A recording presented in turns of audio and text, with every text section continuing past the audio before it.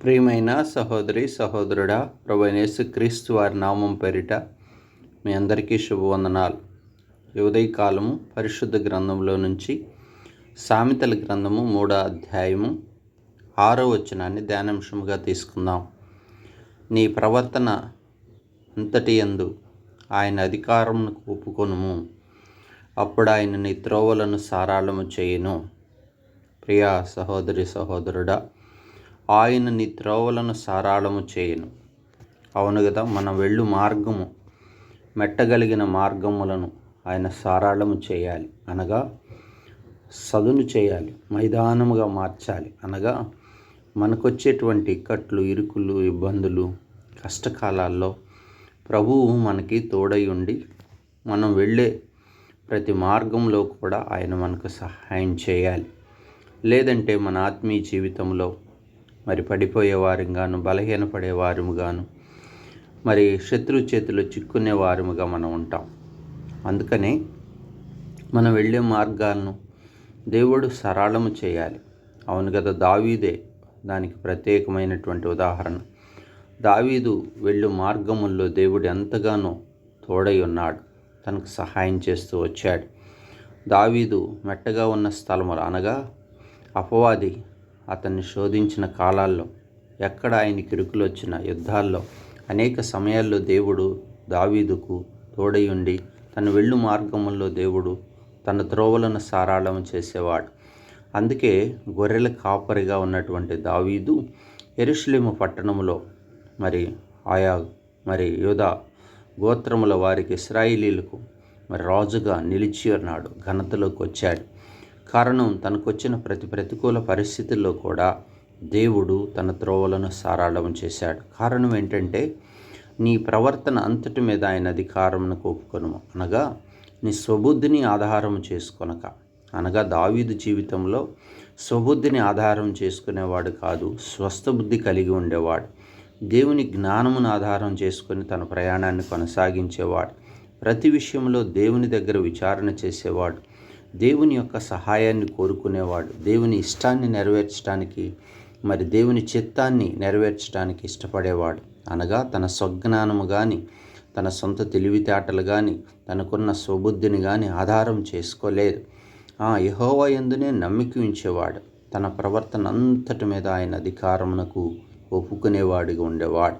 అందుకే తన జీవితంలో ఎన్ని శోధనలు వచ్చినప్పటికీ, ఎన్ని ఇరుకులు వచ్చినప్పటికీ, శత్రువు ఎంత బలముగా తనను బలహీనపరచాలని చూసినప్పటికీ తన త్రోవలన్నీ కూడా సారాళం చేయబడ్డాయి.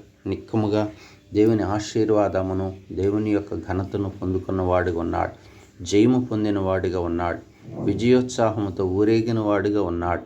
తన జీవితంలో నూతన కార్యాలు చూడగలిగాడు.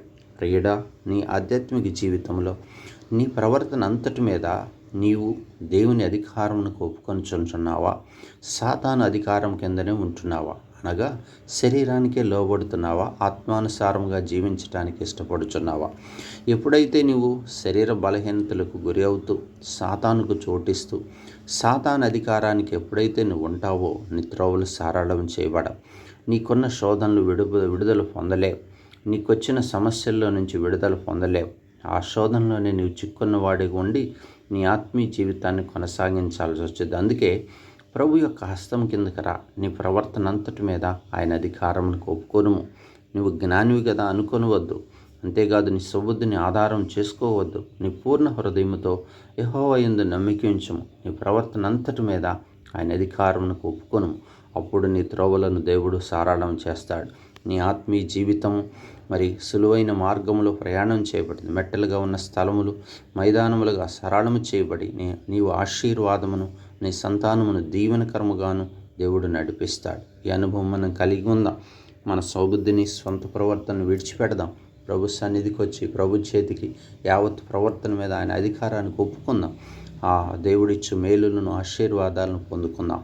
ప్రార్థన చేసుకుందాం. పరిశుద్ధుడా, ప్రేమ కలిగిన తండ్రి, అయ్యా, ఈ ఉదయకాలం మీ లేఖనాల ద్వారా నాతో మాతో మీరు మాట్లాడిన మాటలను బట్టి స్తోత్రాలు.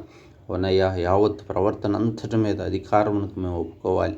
కొన్ని విషయాల్లో లోబడతాం, కొన్ని విషయాల్లో బలహీనంగా ఉంటాం, కొన్ని విషయాల్లో మా ఇష్టాన్ని నెరవేర్చుకుంటాం. అందుకే అనేక సార్లు మేము మా వెళ్ళే మార్గాల్లో మా త్రోవలు సారణం చేయబడక, మేము ప్రతికూలమైన పరిస్థితులు, విరోధి అయిన సాతాను మా మీద మరి ఎంతగానో విజృంభించేటువంటి దినాల్లోకి బలహీనపడే వారముగాను, పొందవలసిన ఆశీర్వాదాన్ని పొందుకోలేని వారముగాను ఉంటున్నాం.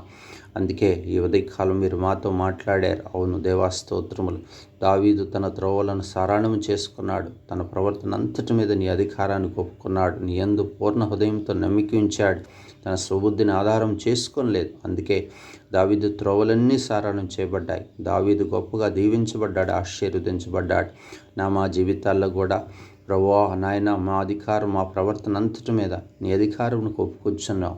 నీ చిత్తాన్ని మా ఎడల జరిగించండి ప్రభువా. మా స్వబుద్ధిని తీసివేయండి, మీ జ్ఞానం ఇచ్చి బలపరుస్తురము. సంఘమును అలాగూ మీరు ఖాయము బలపరుస్తారండి. ఎవరి కాలబిడ్డల భవిష్యత్తును దీవించుము, ఆశీర్వదించుము.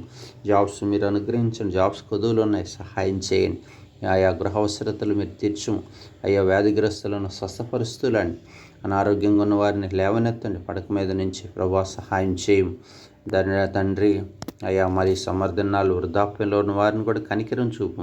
మీరు తోడయ్యుండు. సంఘములో ఉద్యమం రగిలింపజేయము. స్వార్థపక్షములో మీరు ద్వారం తెరుము. అనేక నూతన ఆత్మలు అన్ని జనులు మీరు రక్షించండి తండ్రి.